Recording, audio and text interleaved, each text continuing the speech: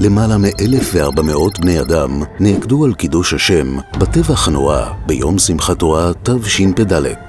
לצערנו, בין הנרצחים הקדושים ישנם ילדים, תינוקות, נערים ונערות, חיילים ומשפחות שלמות שנמחקו כליל ולא השאירו אחריהם שם ושארית. עמותת זוכרים ומנציחים יצא בפרויקט אדיר לזכרם.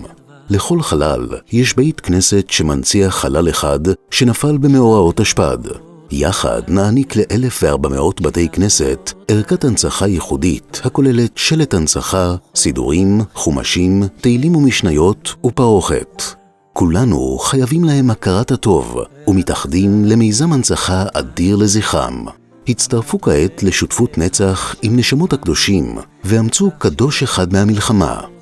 יחד נמלא את החלל ובעזרת השם ננצח.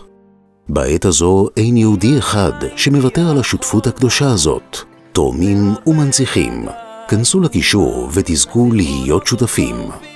הרב הראשי רבי יצחק יוסף מחזק את היוזמה לאמץ את חללי הטבח בשמחת תורה ומברך.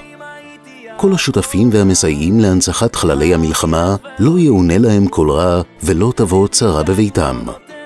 כנסו והנציחו חלל מהמלחמה.